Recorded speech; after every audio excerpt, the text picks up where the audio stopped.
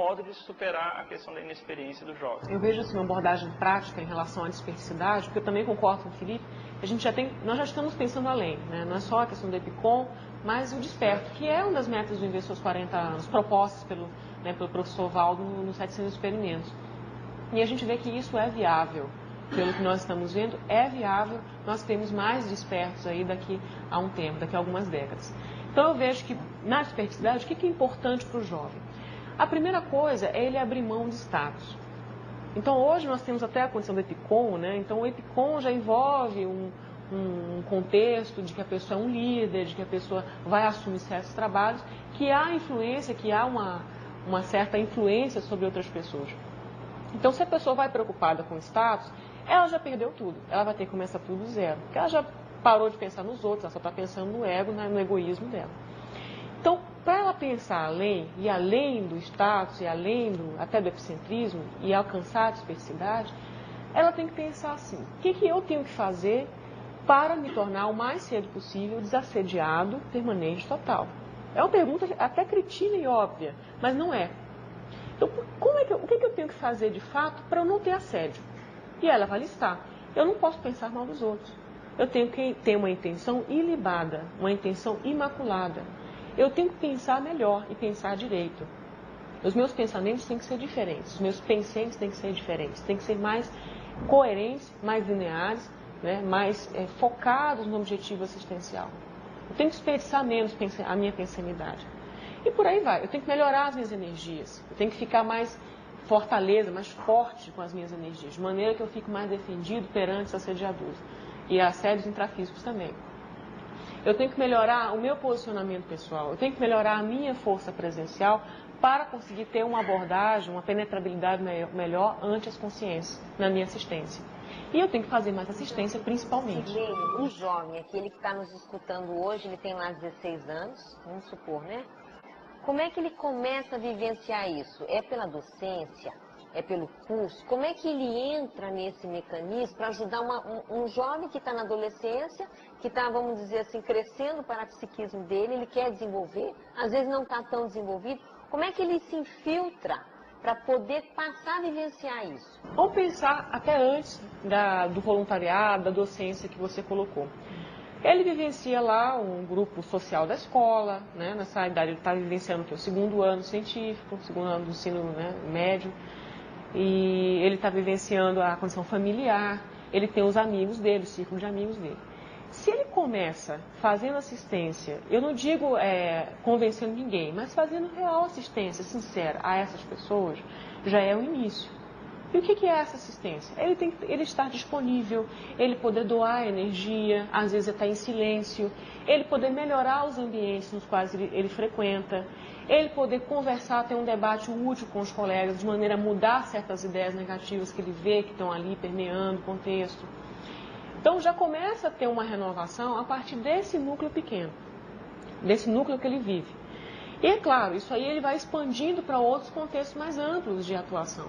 Então ele pode ser um voluntário, ou seja, assumir um trabalho mais empreendedor, mais pioneiro dentro das nossas atividades de voluntariado na Conscienciologia, que mostra despojamento, mostra, né, entrega da pessoa, abnegação da pessoa na vivência da assistencialidade, no trabalho em equipe.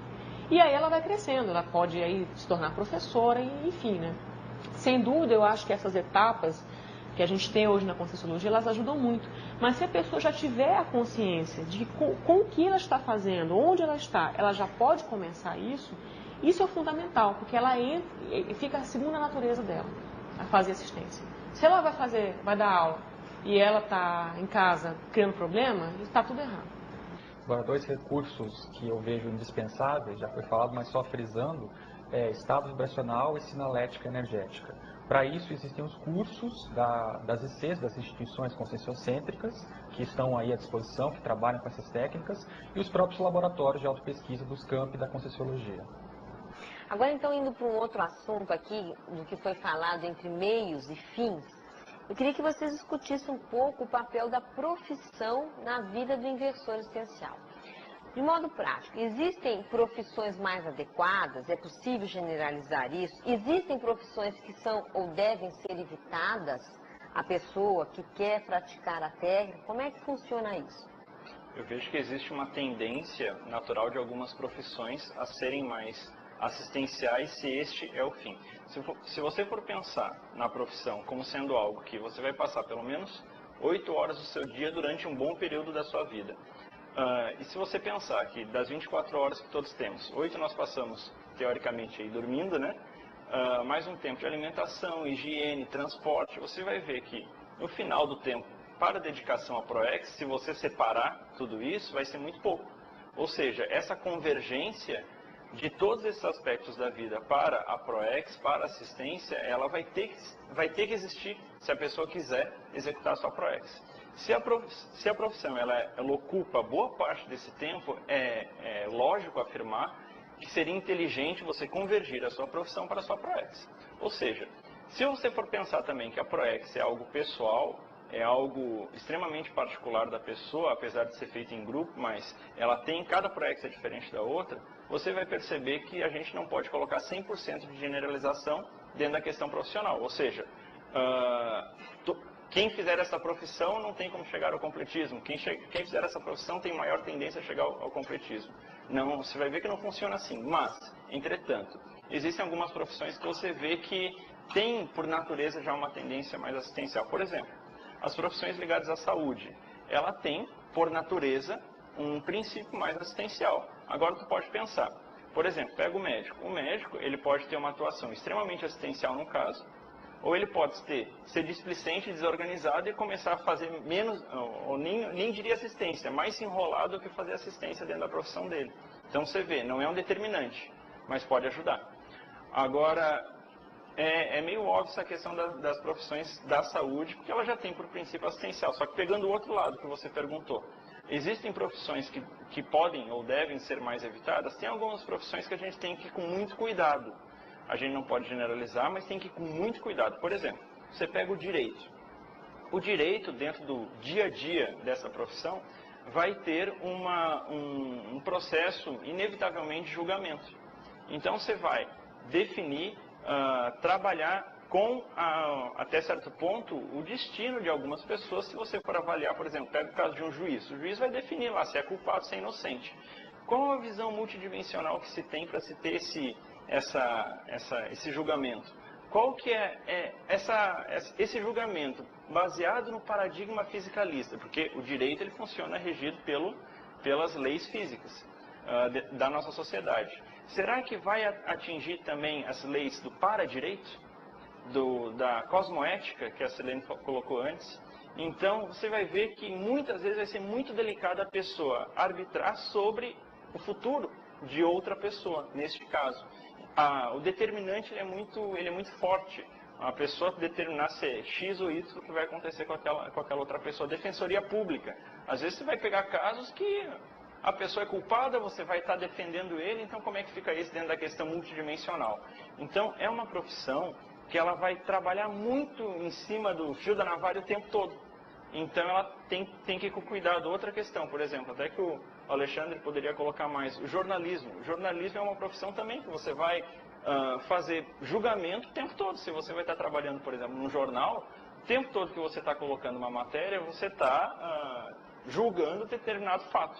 Esse julgamento, quando ele se torna diário, qual a porcentagem de erros e acertos que vai ter? Se a porcentagem de erros for grande, será que isso não está criando interprisão? Será que não está criando amarras evolutivas? Então, tudo isso a gente tem que avaliar. Acho que o mais sério aí é a gente avaliar o meio em que a pessoa vai trabalhar. Acho que o importante para o jovem, se ele quer escolher uma profissão, é não só ele ver o que aquela profissão, as áreas que ela possibilita, mas também o meio de trabalho, o dia a dia, como que é. Isso é uma coisa muito séria. Então, por exemplo, o Felipe mencionou a questão do jornalismo. O jornalismo, em tese, é uma coisa, na prática é outra. E assim vai outras áreas. Mas, por exemplo, aí é evidente que entra as profissões que, em tese, são mais assistenciais. Medicina, psicologia. Mas dentro dessas áreas, a pessoa também tem que avaliar qual área, qual o meio que ela tem mais afinidade, onde ela pode ser mais assistencial. Por exemplo, um psiquiatra que faz pareceres judiciais, né? E um psicólogo que trabalha na área forense. Então, tem vários fatores aí que tem que ponderar com calma, não generalizando para dizer que tal profissão é anticosmoética, tal é cosmoética. Lógico que tem aquelas que são evidentemente anticosmoéticas. Por exemplo, a pessoa que vende arma ou projeta